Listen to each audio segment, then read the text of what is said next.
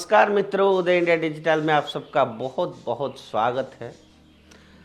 India things में आज एक बड़ा दिलचस्प बात आपके सामने रखने जा रहा हूं। आप लोगों ने देखा होगा कि भारत ने पाकिस्तान को चैंपियंस ट्रॉफी के मैच में हरा दिया। अब ये तो मैच है और ये लाल कृष्ण आडवाणी जी अक्सर कहते थे कि क्रिकेट मैच में क्या होगा कुछ कोई कह नहीं सकते हैं, कुछ भी नतीजा हो सकता है। और ये आडवाणी जी का बड़ा प्रिय वाक्य होता था। कहते हैं कि क्रिकेट अनिश्चितताओं का खेल है। अक्सर आपने सुना होगा कि कई भाषणों में जब कभी बुक रिलीज फंक्शन वगैरह करना हो तो आडवाणी जी इसी बात का ही मेंशन करते हैं। लेकिन इस मैच से मुझे बड़ा एक सुनहरी बात याद आई। और ऐसा ही कुछ साल पहले एक मैच में भारत को हारने पर हमारा जो अपोजिशन लीडर है राहुल गांधी, उन्होंने प्रधानमंत्री नरेंद्र मोदी को पनौती कहा था, अगर आप लोगों को भी ध्यान हो। अब ये पनौती वाली बात पूरी रात दिमाग में खेलता रहता है और मन में यह सोच आता है कि क्या सचमुच प्रधानमंत्री मोदी इस देश के लिए पनौती है या पूरा नेहरू गांधी खानदान भारत के लिए पनौती है। वैसे तो आप सबको जो सोचना है वो समझना है, उसके ऊपर आपकी पूरी आज़ादी है।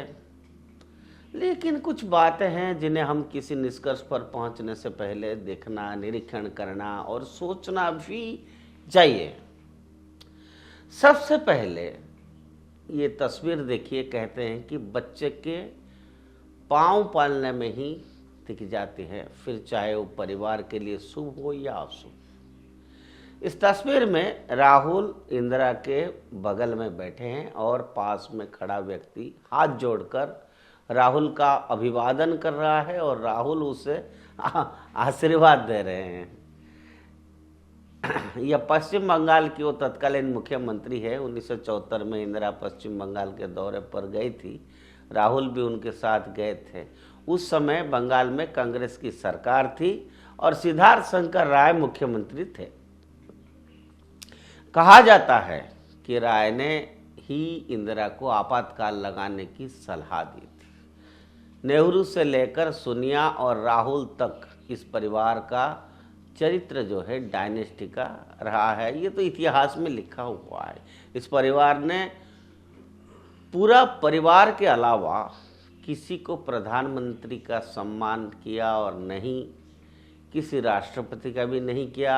उन्होंने सिर्फ अपने परिवार को देश से ऊपर समझा। जब राहुल इंदिरा के साथ बंगाल गए तो सिद्धार्थ शंकर राय ने हाथ जोड़कर राहुल का अभिवादन किया। राहुल ने भी उन्हें आशीर्वाद दिया और ऐसा आशीर्वाद दिया आपको सुन के हंसी आएगी। ऐसा आशीर्वाद दिया राहुल ने कि 1976 से लेकर आज तक पश्चिम बंगाल में कांग्रेस की सरकार ही नहीं बनी। राहुल इतने बड़े पनौती साबित हुए हैं।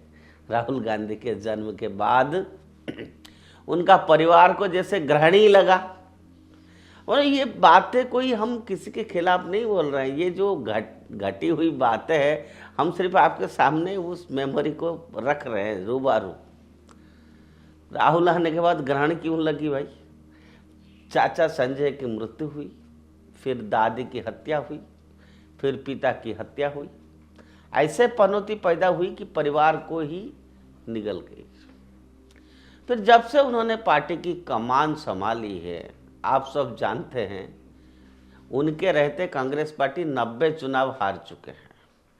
अब ये पनौती इतना बड़ा देशद्रोही हो गया है कि देश को बर्बाद करने पर तुला हुआ है। वो देश और विदेश में इस देश के खिलाफ ही झूठा प्रचार करने लग रहे हैं। ऐसा नहीं है कि यह राहुल की खुद की काबिलियत है, ये डायनेस्टी चरित्र उन्हें विरासत में मिला है। नेहरू ने कभी राष्ट्रपति राजेंद्र प्रसाद का सम्मान नहीं किया था, आपको पता है। कभी आम्बेडकर का भी सम्मान नहीं किया।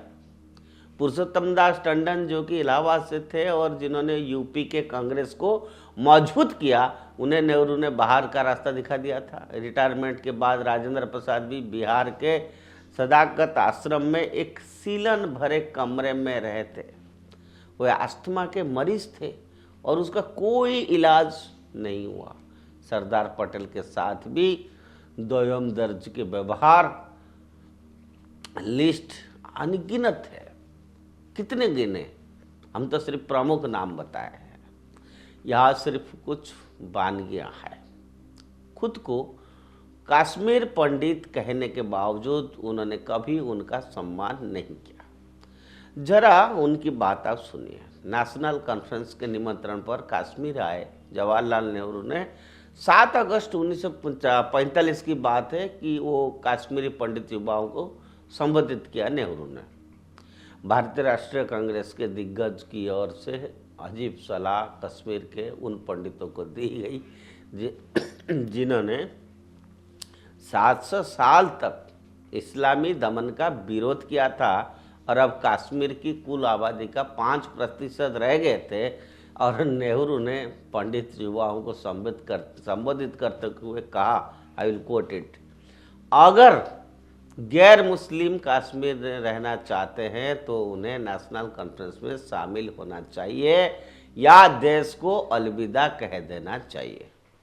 नेशनल कॉन्फ्रेंस असली राष्ट्रीय संगठन है और अगर एक भी हिंदू इसका सदस्य नहीं बनता है तो यह ऐसा ही रहेगा। अगर पंडित इसमें शामिल नहीं होते हैं तो कोई सुरक्षा उपाय और भार उनकी रक्षा नहीं कर पाएंगे।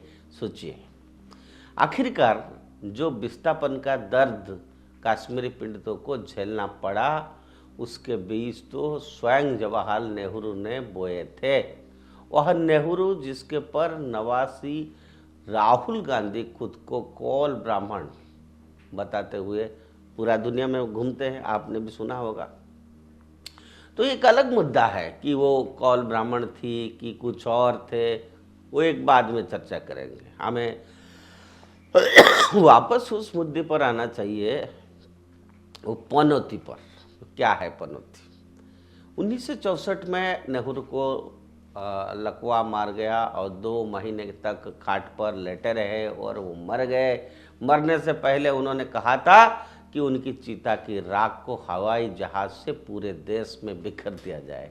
राख बिखर गई। जब तक वे जीवित थे तब तक तो वो समस्या थे ही, उनकी मृत्यु के बाद राख भी एक समस्या साबित हुई। यह हम कोई इंटेंशनली नहीं बता रहे हैं, ये जो हुआ है उस समय के हम बता रहे हैं। राख छिड़कने के बाद पूरे देश में अकाल पड़ा। अब आप कहेंगे कि ऐसे बात कह रहे हैं, जो हुआ है बता रहे हैं। लोग अनाज के लिए तरस गए, लोग भूखे से मरने लगे और अनाज की कीमत भी बहुत अधिक हो गया। उस समय गुलजारी लाल नंदा कार्यवाहक प्रधानमंत्री थे, फिर शास्त्री जी प्रधानमंत्री बने। उन्होंने रूस से गेहूं मंगवाया लेकिन वो खाने लायक नहीं था। फिर ताशकंद में शास्त्री जी की हत्या के बाद इंदिरा गांधी प्रधानमंत्री बनी। श्रीमती गांधी ने 26 जनवरी 1966 को प्रधानमंत्री पद की शपथ ली। उसी दिन 26 जनवरी 1966 को हमारा देश के महान वैज्ञानिक जहांगीर भाभा की विमान दुर्घटना में मृत्यु हो गई थी। ऐसे में इंदिरा भी पनौती कहा जा सकती है। लेकिन वो जो दुर्घटना हुई थी उसके पीछे भी कहानी है, मैंने एक बार बताया था, फिर कभी फुर्सत में मैं बताऊंगा। राहुल ही नहीं, प्रियंका भी बदकिस्मत लगती है अपने परिवार के लिए।